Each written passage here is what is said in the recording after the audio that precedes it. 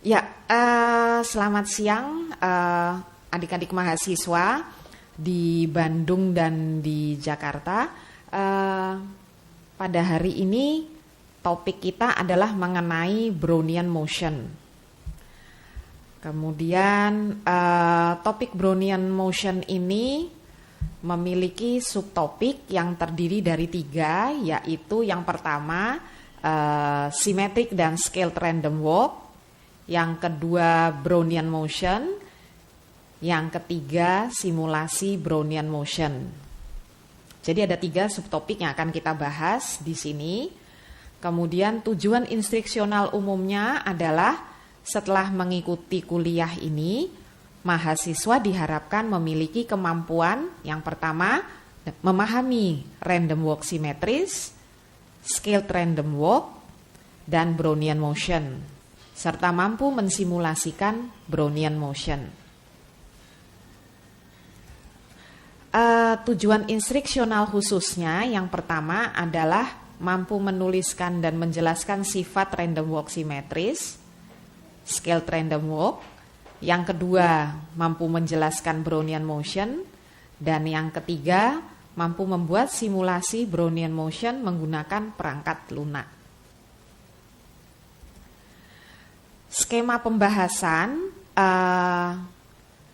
minggu lalu dengan Pak Ferry kita sudah belajar mengenai peubah acak X. Nah, kalau dari topik tadi kita ada yang pertama adalah symmetric random walk, symmetric scaled random walk, dan Brownian motion, dan terakhir simulasi dari random walk. Sebenarnya sebelum dari peubah acak, untuk lebih memudah memahami, tidak langsung ke proses stokastik. Jadi proses stokastik ini sudah disinggung oleh Pak Ferry di kuliah minggu lalu. Nah, untuk lebih memahami jalannya dari peubah acak itu ke proses stokastik, sebenarnya ada satu subtopik, yaitu mengenai vektor acak X. Vektor acak X ini saya berikan materinya di materi pengayaan. Jadi kalau Anda lihat di skele, itu ada judulnya materi pengayaan vektor acak. Walaupun di materi pengayaan tersebut tidak hanya berisi vektor acak, tapi juga ada mengenai keterangan tambahan mengenai Brownian motion, proses stokastik dan Brownian motion. Ya, jadi skemanya itu sebenarnya untuk lebih memudahkan dimulai dari peubah acak, kemudian vektor acak, baru masuk ke proses stokastik. Nah, nanti di dalam proses stokastiknya sendiri itu yang akan merupakan bagian, salah satunya itu adalah Brownian motion. Tapi sebelum sampai ke Brownian motion, kita akan mempelajari bagaimana Brownian motion itu terbentuk. Begitu, ya. Jadi di vektor acak X di sini,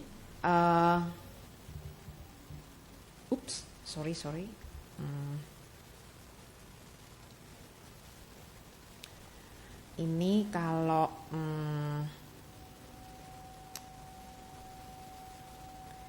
di vektor acak di sini, ini sebenarnya terdiri dari himpunan dari peubah acak, begitu ya. Jadi kita topik minggu lalu peubah acak dan teman-temannya hingga sampai proses stokastik. Sebelumnya, untuk memudahkan, untuk mudahkan membayangkan bagaimana sebenarnya proses stokastik itu dibahas dulu mengenai vektor acak. Jadi di sini dalam vektor acak di sini ada himpunan dari peubah acak. Begitu ya. Kemudian kalau jadi tadi seperti sudah saya jelaskan bahwa sebelum kita membahas Brownian motion itu kita mau tahu dulu bagaimana Brownian motion itu dibentuk gitu ya. Oke. Untuk mengingat kembali apa yang sudah Pak Ferry jelaskan, yaitu tentang proses stokastik. Proses stokastik sendiri adalah sebuah koleksi peubah acak random variable xt, di mana T-nya adalah elemen dari T besar yang didefinisikan pada ruang sampel sigma. Mungkin saya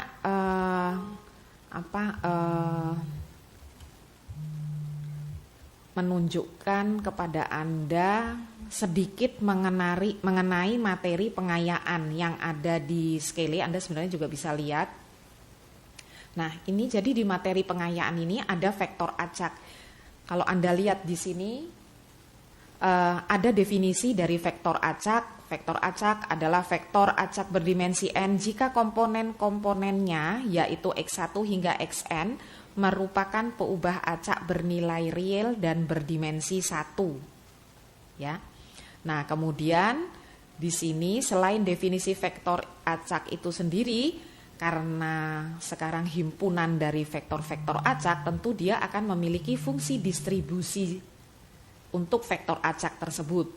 Jadi ini di sini ada contohnya, belum contoh ya. Jadi ini secara umum fungsi distribusi fx, di mana x-nya sekarang sudah random acak, itu didefinisikan sebagai berikut. Di situ juga Anda bisa baca contohnya. Contohnya ini ada vektor acak Gaussian itu memiliki distribusi yang fungsi distribusi yang bentuknya seperti ini. Oke. Nah, sama halnya seperti peubah acak, maka vektor acak juga akan memiliki ekspektasi, variansi, dan kovariansi. Ya, jadi ini definisinya sudah ada di sini. Anda bisa baca, dan ini gambar dari fungsi densitas normal standar kalau hanya berdimensi 2. Ini contohnya seperti ini. Gitu ya. Jadi ini sedikit disinggung mengenai vektor acak. Nah, kemudian ini sedikit sebelum masuk kembali ke PowerPoint kita. Seperti halnya pada peubah acak akan akan dibahas mengenai distribusi. Ini ada istilah yang baru yang perlu dipahami adalah kita udah tahu tadi yang namanya proses stokastik, ya, proses stokastik X, di mana T-nya adalah himpunan indeks tak hingga, ya. Istilah yang baru yang perlu diketahui adalah FIDIS, yaitu singkatan dari Finite Dimensional Distributions. Ya, dari proses stokastik X adalah distribusi dari vektor-vektor berdimensi hingga xt1 hingga xtn, di mana t1 hingga tn adalah elemen di T besar. Nanti kita akan kembali di sini ya. Mungkin ada lebih baiknya saya coba kembali ke PPT kita. Nah, ini kita kembali ke sini. Jadi Anda sudah tahu peubah acak, Anda sudah tahu yang namanya vektor acak, yaitu himpunan dari peubah-peubah acak. Nah, terus dari situ baru meningkat pembahasannya ke proses stokastik.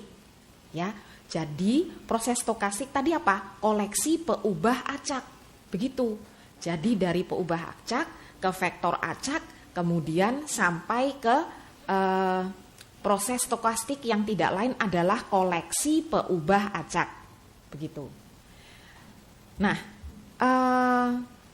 sebuah proses stokastik X adalah sebenarnya sebuah fungsi dari dua peubah. Ya. Karena kalau tadi di sini, sebentar ya. Ini di sini fungsi dari dua peubah. Ini dia berperan ya, omega dan T-nya. Fungsi dua peubah. T adalah waktu, si omega kecil adalah elemen dari ruang sampel omega besar. Nah, untuk sebuah waktu sesaat T tertentu, XT yaitu sama dengan XT dari omega adalah sebuah peubah acak. Yang kedua, sedangkan untuk omega tertentu di mana omega kecil adalah elemen dari omega besar si ruang sampel, maka XT di sini adalah sebuah fungsi waktu yang disebut sebagai sebuah sample path, trajectory atau realization dari proses X. Jadi sample path ini bisa disebut sebagai lintasan ya, lintasan dari proses stokastik tersebut. Nah, jadi mungkin lebih jelasnya sekarang kita lihat gambar ini. Nah, gambar ini adalah gambar suatu lintasan proses stokastik.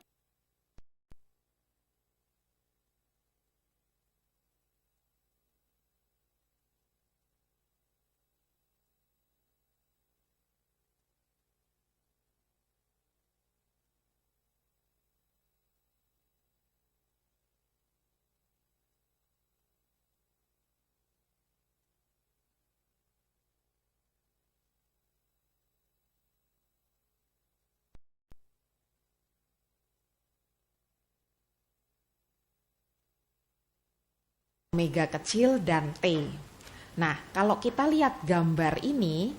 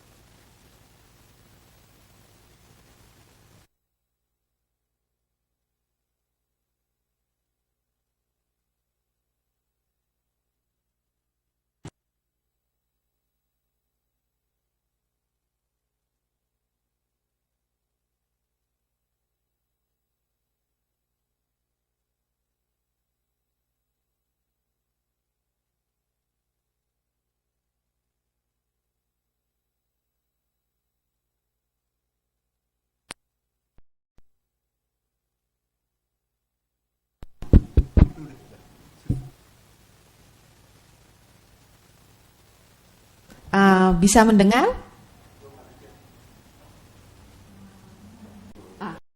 Udah, oke.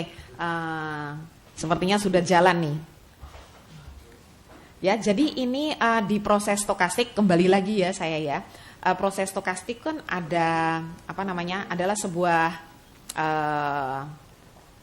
fungsi dari dua peubah. Yang pertama bisa dipandang sebagai fungsi waktu yang dihitung pada waktu T tertentu. Sifatnya sebagai peubah acak. Sedangkan yang satu lagi itu berdasarkan fungsi dari omega kecil yang tertentu.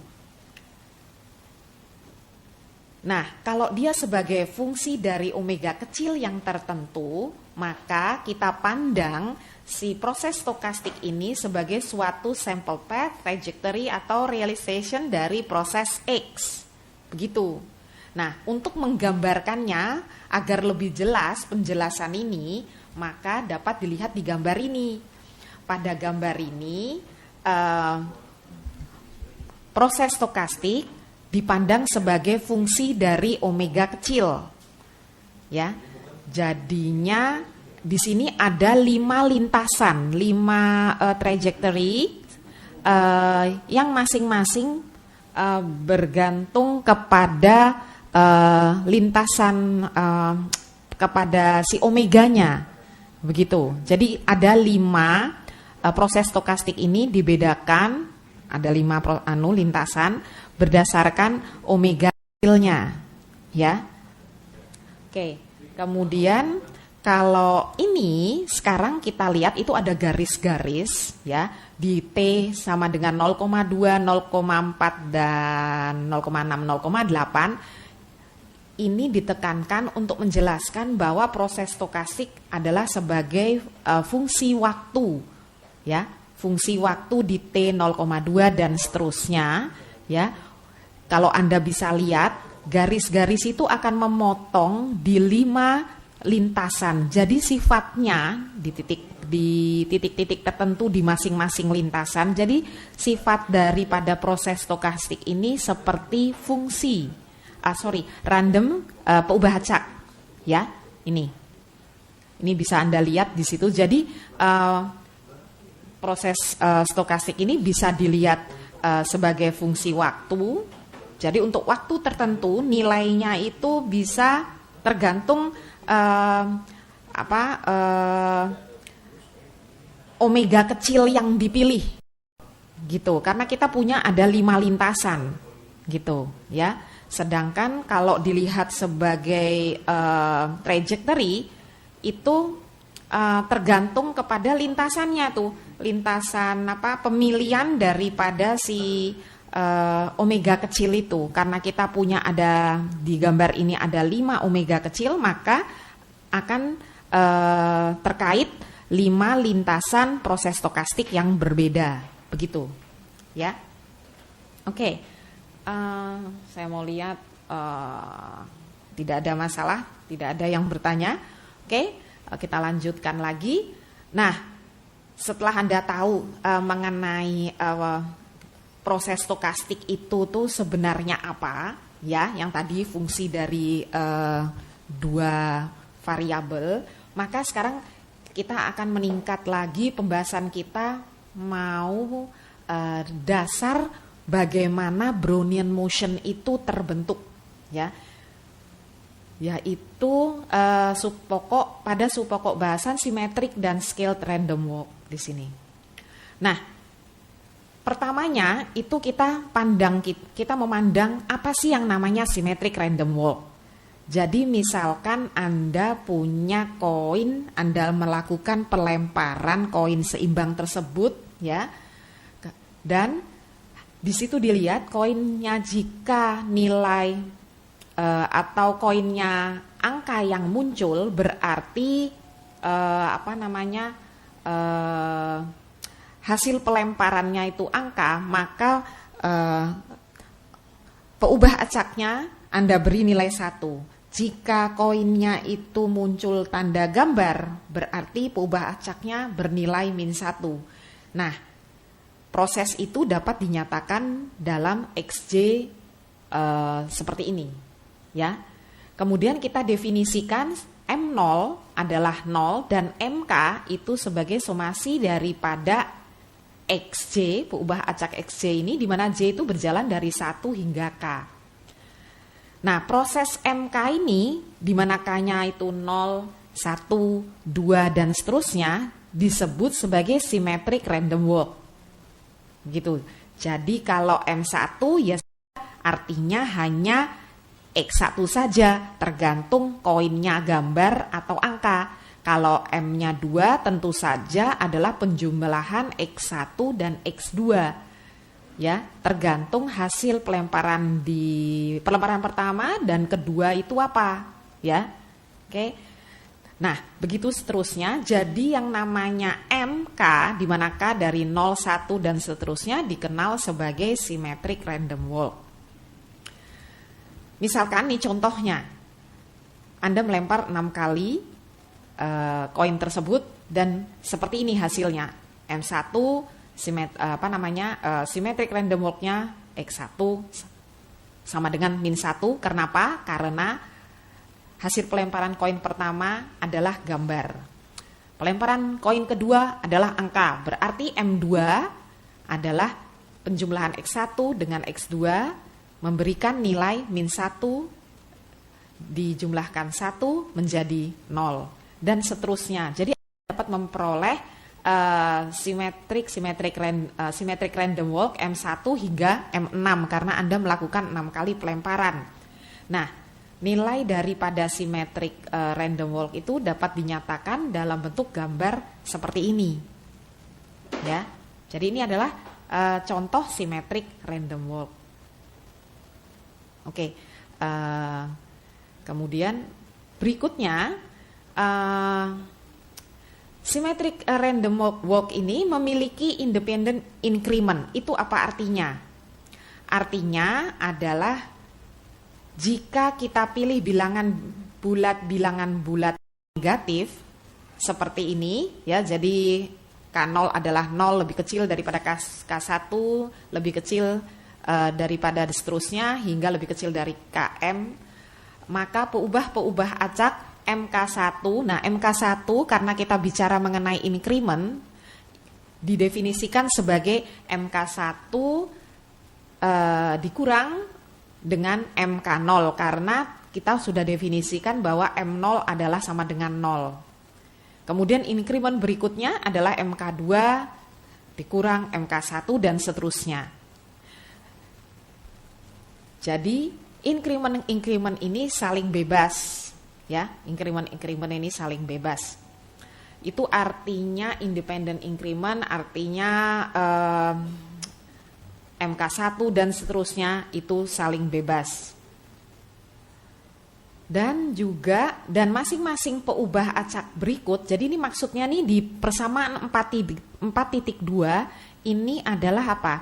Masing-masing increment ini dapat dinyatakan sebagai penjumlahan XJ di mana sekarang J-nya berjalan dari KI plus 1 hingga KI plus 1. Ini dapatnya dari mana? Anda tinggal mensubstitusikan sifat daripada ini ya. Jadi ada MK sama dengan somasi dari XJ dari 1 hingga K.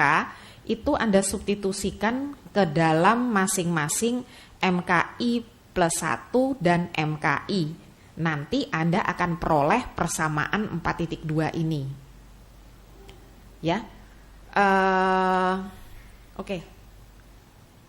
Oke, jadinya 4.2 yang ini berlaku untuk setiap increment yang ada,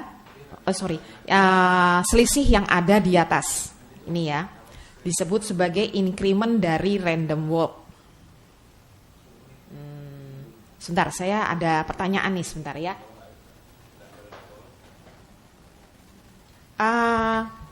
Mira Nadia, saya masih belum mengerti tentang simetri random walk itu apa dan dari contoh pelemparan tadi. Sebentar.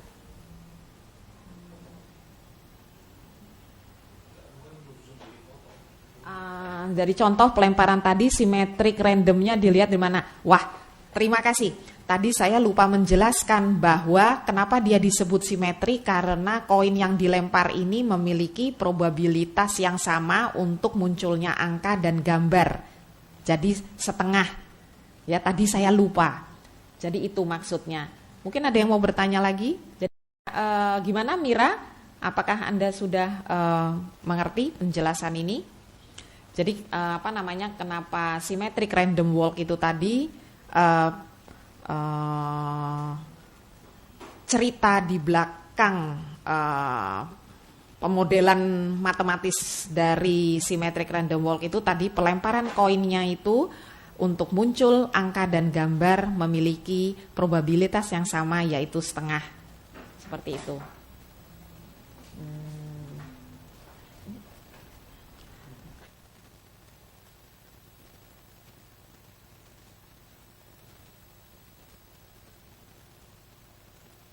Oke, Kemudian saya lanjutkan lagi. Jadi ini ya MK1 dan seterusnya ini yang selisih-selisih daripada MKI ini atau katakanlah MKJ, ini adalah selisih-selisih ini saling bebas. Kemudian masing-masing selisihnya itu dapat dinyatakan dalam persamaan 4.2. Kemudian selisih-selisih tersebut karena saling bebas, makanya penjelasan yang mengenai independent increment apa maksudnya, itu maksudnya. Jadi selisih-selisih yang dapat dinyatakan sebagai MK1 dan seterusnya itu memang saling bebas di antara mereka, dan bentuknya seperti apa itu bisa dinyatakan masing-masingnya di persamaan 4.2. Oke. Increment pada selang waktu, ini saya ulang lagi, increment pada selang waktu yang tidak tumpang tindih adalah saling bebas karena mereka bergantung pada pelemparan koin yang berbeda. Itu lihatnya dari mana? Lihatnya ya kembali lagi kepada persamaan 4.2 tadi. Contohnya tadi ini karena hanya bergantung dari XJ, di mana J-nya itu dari KI plus 1 hingga KI plus 1 ya. Oke. Kemudian jadi berdasarkan definisi itu, sementara XJ itu kan adalah pelemparan koin ya. Jadi berdasarkan persamaan 4.2 itu tentu saja nanti tergantung dari persamaannya itu terkait dengan pelemparan koin yang berbeda. Begitu. Jadi saling bebas. Oke. Setiap increment tadi memiliki nilai ekspektasi 0 dan variansi KI plus 1 dikurang KI. Nah, itu bagaimana menghitungnya itu tidak sulit. Jadi ini contohnya ada, ini ekspektasi, sebentar. Ini ada setiap increment memiliki nilai ekspektasi 0 dan variansi sebagai berikut. Oh, nggak bisa begitu. Oke. Kemudian sekarang kita mau lihat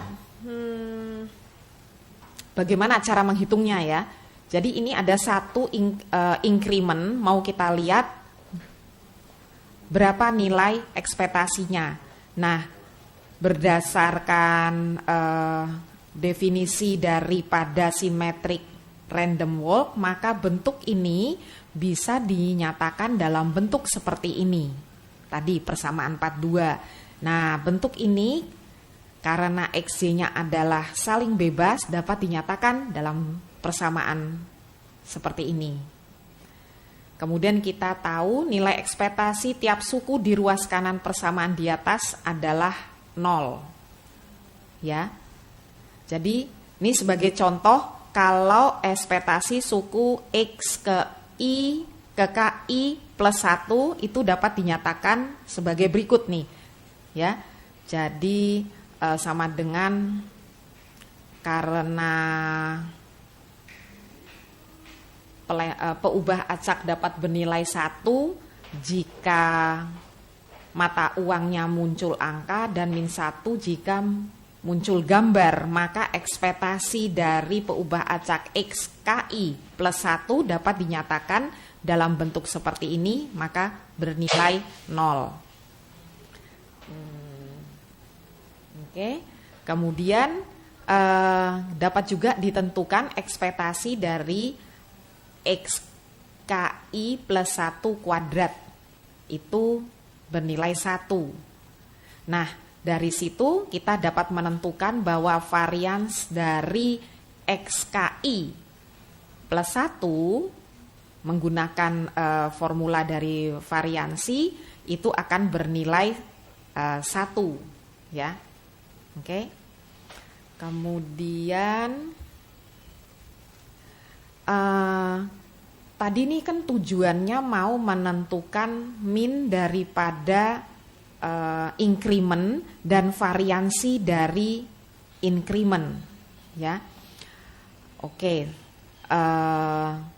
Maka di sini contohnya adalah variansi dari salah satu increment itu dapat dinyatakan dalam bentuk seperti ini. Ya. Oke. Karena tadi varians daripada XZ itu bernilai 1, maka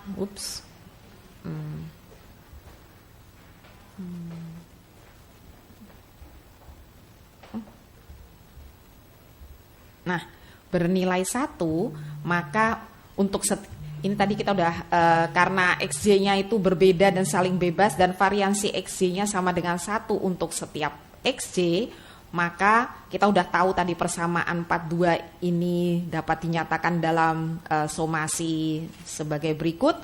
Maka kita bisa menentukan varians untuk satu increment. Karena dia bebas kita bisa tulis bentuk seperti ini. Dan karena varians XJ-nya tadi bernilai 1, kita substitusi di sini. Akhirnya dari somasi ini dapat diperoleh ini. Jadi ini baru varians untuk satu increment. Nah, kemudian saya sambil mengecek apakah ada pertanyaan atau tidak. Jadi dari persamaan di atas dapat diambil kesimpulan bahwa variansi symmetric random walk itu, jadi dari sini, ini ya saya bacakan dulu ya, bahwa variansi symmetric random walk berakumulasi dengan laju dengan laju satu persatuan waktu. Nah itu lihatnya dari mana? Itu lihatnya dari, nah dari sini nih, ya variansi dari incrementnya itu berakumulasi dengan laju satu persatuan waktu. Itu bisa kita lihat dari sini, ya, di sini. Oke, mungkin juga ada yang perlu saya ingatkan bahwa nah ini di contoh ini M0, M1, M2, M3 dan seterusnya itu satuannya satu begitu ya. Nah, kalau ini tidak harus satu ya, time step-nya lah gitu. Ini dia kan cuma mengatakan jika kita pilih bilangan bulat non negatif ya, K0, K1 dan seterusnya hingga Km, asalkan mereka memenuhi sifat ini ya. Oke, kita lanjutkan. Nah, jadi tadi ini varians dari sebuah increment random walk ini itu berakumulasi dengan laju 1 untuk satu satuan waktu, sehingga karena waktunya dari KI plus 1 hingga KI plus 1, maka diperoleh akumulasi daripada variansnya KI plus 1 dikurang KI. Jadi menarik ya di sini ya. Ini M K KI plus 1, di sininya MKI, makanya di sini variansnya jadi sesuai dengan indeksnya ya. Oke. Nah, oleh karena itu variansi dari increment pada sembarang serang waktu S ke T untuk bilangan bulan non negatif S lebih kecil dari T adalah T dikurang S.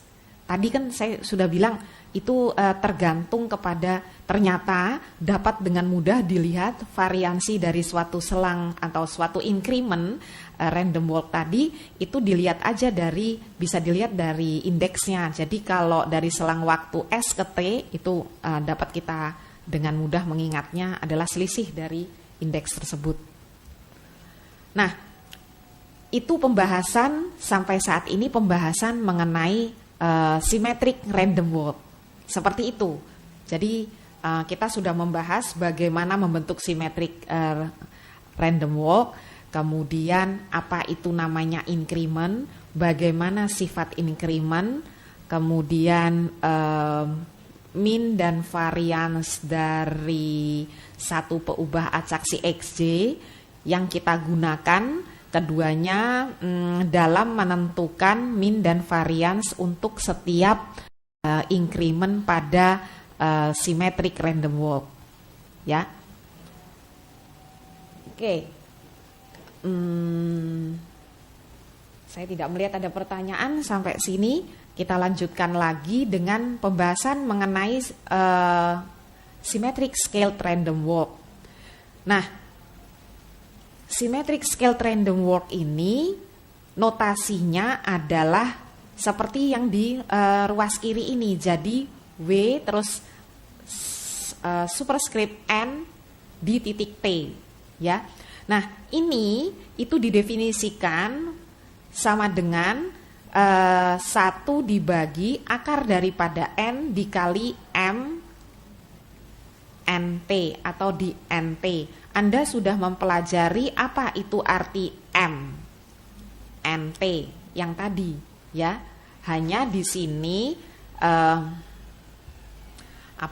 NT adalah bilangan bulat. Seandainya tidak bilangan bulat, maka penjelasan ada di materi untuk topik ini. Di skele di situ sudah saya berikan penjelasan apa yang dilakukan jika ternyata NT bukan merupakan bilangan bulat, ya. Jadi ini adalah definisi dari scale symmetric random walk. Jadi sebagai contoh di sini WNT kalau T-nya sama dengan 0,25, N-nya 100, kita tulis sebagai berikut. Berarti apa? Menurut definisi ini maka ditulis kembali menjadi 1/10 M25. Kalau kita pandang semua nilai dari 1/10 M25 yang mungkin, ya, itu tergantung dari 25 pelemparan koin. Jadi ini kenapa kok bisa demikian? Lihat aja definisinya. W100 di T sama dengan 0,25 itu sama dengan nilainya 1/10 M25. Ingat definisi M25 adalah sigma dari XJ, J dari 1 dari 0 tadi dari 1 sampai 25. Jadi membutuhkan 25 pelemparan koin untuk menentukan nilai W100 di titik T 0,25. Begitu. Ya. Contoh lain di sini simulasi W100 kalau di T sama dengan 4 itu dinyatakan dalam gambar ini itu diperoleh dari 400 pelemparan koin, ya. Ini kan nanti kalau W100 sampai T sama dengan 4 itu artinya apa? W100 T sama dengan 4. Maka menurut definisi tadi adalah 1/10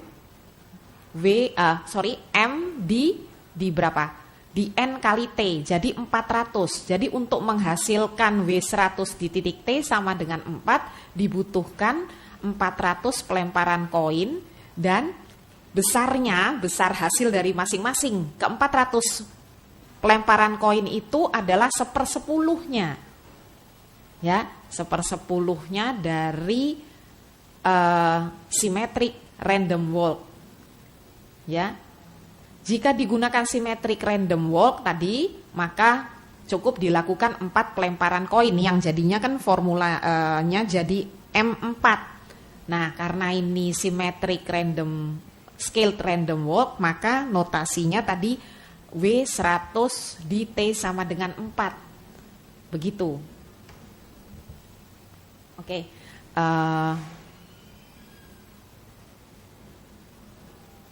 Kemudian di sini jadi Anda bisa bayangkan kira-kira tujuan dari symmetric scaled random walk ini apa, begitu. ya. Ya, dapat dilihat di gambar, kira-kira apa ya?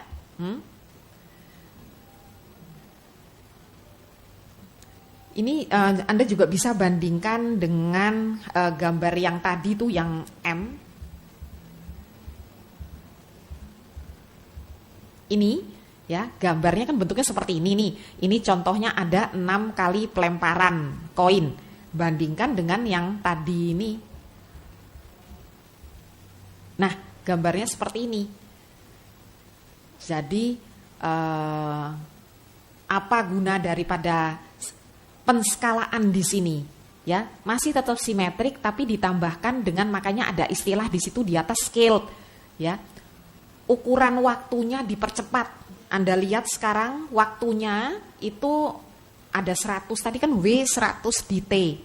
Berarti untuk T sama dengan 4, itu ada 400 ya. Diperoleh dengan 400 pelemparan koin, waktunya jadi diperkecil begitu. Begitu pula kepada besarnya 1/10 di contoh ini. Ya, makanya namanya jadi symmetric scaled random walk. Oke.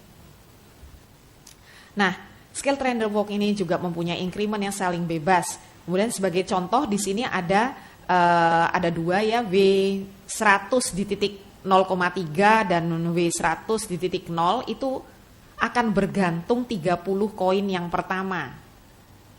Kalau ini Anda lihat di sini T-nya itu berawal di 0,3 hingga 0,5. Itu akan bergantung pada pelemparan 20 koin berikutnya dari sesudah 30 koin pertama. Jadi itu. Ya. Oke. Oke. Secara umum, jadi secara umum ya, itu bisa dinyatakan, ini Anda sudah tahu, sehingga NTJ adalah bilangan bunga bulat, maka increment ini semua itu adalah saling bebas. Jadi sama saja seperti di symmetric random walk itu ada increment yang saling bebas, kita juga di symmetric scaled random walk juga incrementnya saling bebas. Kemudian ekspektasi dari increment pada symmetric scaled random walk itu bernilai 0. Ini tidak sulit, Anda tinggal membahas pelan-pelan di sini dengan mengingat apa yang sudah dipelajari sebelumnya bahwa ekspektasi increment pada symmetric random walk ada 0, maka Anda akan memperoleh nilai ini. Kemudian begitu pula dengan variansinya, ini juga dapat Anda telusuri dari slide ini atau dari materi bahwa varians daripada incrementnya adalah contohnya di sini pada T sama dengan S hingga T sama dengan T ya, T sendiri di sini itu adalah selisih dari T dan S.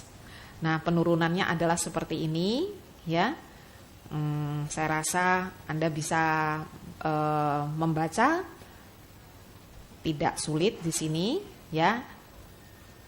Hanya menggunakan sifat-sifat yang ada seperti di persamaan 4.2, prinsip kebebasan, nanti Anda akan sampai kepada bentuk ini. Kemudian karena tadi peubah acaknya itu sekarang terdiri dari NT dikurang NS peubah acak XJ yang saling bebas, dan masing-masing memiliki ekspektasi 0 dan variansi 1/n. Nah, ini kenapa kok bisa 1/n? Anda ingat bahwa pembahasan symmetric random walk, varians XJ-nya sama dengan 1 untuk tiap J ya. Jadi sehingga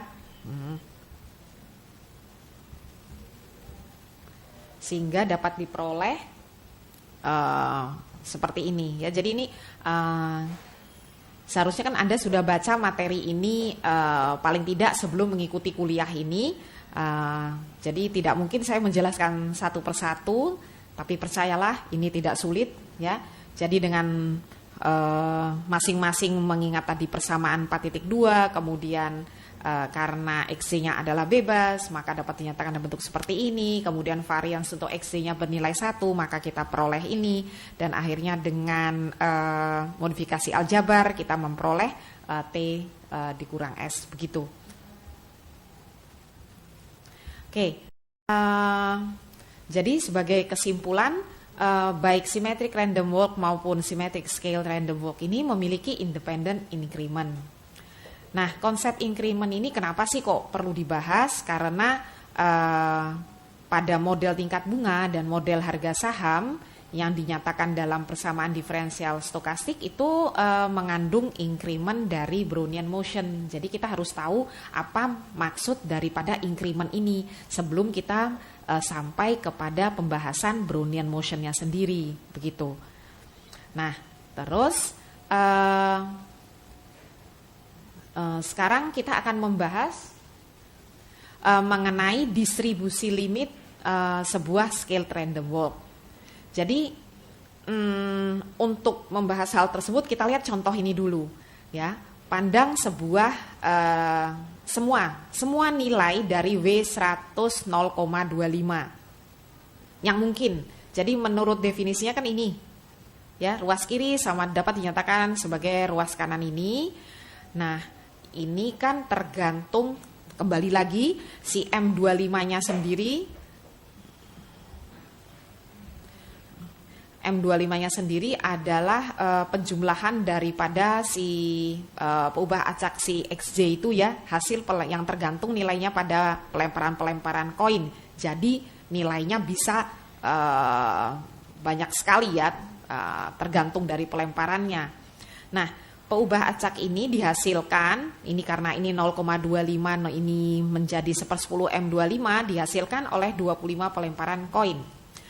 Nah, random walk M25 sendiri dapat bernilai sembarang bilangan ganjil pada selang min 25 hingga 25. Kenapa demikian? Dia bisa bernilai 25 jika ke 25 lemparan koin itu selalu muncul angka. Jadi bernilai 1 hingga 25 kali, maka total menjadi 25. Begitu pula minus 25 akan diperoleh jika ke 25 pelemparan koin munculnya gambar semua. Nah, sekarang masalahnya mengapa sembarang bilangan ganjil itu dapat dilihat pada contoh ini. Jadi misalkan dari 25 pelemparan, 24 pelemparan bernilai 1. Maka dari 25 pelemparan hanya 1 pelemparan bernilai ya, jadi dari 25 pelemparan, 24 pelemparan bernilai 1, jadi hanya 1 yang nilainya minus 1. Berarti random walk Anda M25 bernilai 24 dikurang 1 yaitu 23. Jadi Anda bisa mencoba untuk kemungkinan pelemparan-pelemparan lain dan dapat ditunjukkan bahwa random walk M25 bernilai sembarang bilangan ganjil pada selang minus 25 hingga 25. Ya, ini hanya yang di atas hanya salah satu contoh aja kalau kejadiannya seperti ini. Jadi untuk segala kemungkinan bisa dicoba, nanti akan berkisar di selang minus 25, bilangan ganjil di antara minus 25 dan 25. Sehingga symmetric scaled random walk ini dapat bernilai seperti ini. Karena kan ada dibagi 10. Begitu, ya. Di depannya itu dibagi 10, jadi nilainya seperti ini. Oke, agar W100 di T sama dengan 0,25 bernilai 0,1, berarti agar bernilai 0,1 berarti harus diperoleh 13 angka dan 12 gambar dalam 25 pelemparan. Nah, itu kenapa begitu? Nah, itu tadi caranya tadi. Kalau Anda penasaran, coba aja. Tadi seperti cara yang sudah dijelaskan, ya. Jadi untuk bernilai 0,1 harus diperoleh 13 angka, 12 gambar dalam 25 pelemparan. Dan untuk hasil ini peluangnya dapat dihitung sebagai berikut, yaitu bernilai 0,1555. Kemudian peluang tadi bisa dinyatakan dalam sebuah bar histogram yang memiliki titik tengah di 0,1 dan luas histogramnya sendiri 0,1555. Buat histogramnya, karena tadi kan ini selisih dari masing-masing hasil-hasil yang mungkin itu jaraknya 0,2 ya, maka kita buat gitu histogramnya memiliki lebar 0,2, kemudian tinggi daripada bar histogram dengan titik tengah di 0,1 itu pasti nilainya seperti ini. Itu diperoleh dari sini, dari rumus luas persegi, bahwa tinggi adalah luas dibagi lebar. Ini Anda punya luasnya, nilai probabilitas tadi dibagi dengan lebarnya si bar histogram, maka Anda akan peroleh tingginya yang jika digambarkan dalam bentuk seperti ini di sini 0,798. Ini baru satu bar histogram yang tadi kita bicarakan ini. Ya, kita juga di gambar ini ada bar-bar histogram lain terkait dengan kalau nilai daripada yang mungkin tadi dari -1,5 hingga 1,5. Jadi ini bar histogramnya. Ya. Nah, kemudian pada gambar ini juga ini garis kurva ini adalah kurva distribusi normal yang memiliki min 0 dan variansi 0,25. Oke. Jadi di sini kenapa kita buat fungsi normal dengan min dan variansi tersebut? Karena ekspektasi dan variansi dari W100 di T 0,25 itu 0 dan 0,25. Jadi ayo kita mau lihat bagaimana sih antara kurva normal dengan distribusi yang sama dari W100 sama dengan 0,25 dengan bar histogramnya. Ternyata memang di sini distribusi dari W100 di titik 0,25 mendekati normal ya. Ini mendekati normal. Nah, teorema limit sentral di bawah ini itu terkait dengan distribusi dari scaled random walk WNT. Jadi kita lanjutkan di sini. Ya, di sini ada teorema yang mengatakan central limit jika Anda menetapkan T itu non negatif, kemudian N-nya tuh tadi indeks yang ada di symmetric scaled random walk, W terus superscriptnya N di T ya. Pada N itu menuju tak hingga, maka distribusi the scaled random walk WNT yang dievaluasi pada waktu T itu akan konvergen ke distribusi normal dengan min 0 dan variansi T. Ya, tadi bisa lebih jelas dilihat pada gambar ini nih. Ya. Oke, ini kan N-nya 0,2 tadi. 100 ya, 100 sehingga masing-masing ukuran dari bar histogramnya 0,2. Kalau N-nya menuju tak hingga dikatakan maka akan untuk setiap T akan mendekati kurva distribusi normal ini, ya. Oke. Nah, terus sekarang sejauh ini sudah dibahas mengenai symmetric random walk dan symmetric scaled random walk. Ya, pembahasan keduanya tuh berhenti di situ. Ya, jadi 41 selesai. Yang berikutnya adalah mengenai Brownian motion. Tapi mungkin sebaiknya kita istirahat dulu ya. Bagaimana kalau kita istirahat dulu ya? Istirahat 5 menit begitu? Ya, nanti kita lanjutkan lagi. Sementara yang kalau ada pertanyaan, silakan saya bisa membaca di sini mengenai symmetric scale atau cukup dengan symmetric random walk-nya. Silakan Anda bertanya. Sementara itu kita istirahat dulu 5 menit, ya.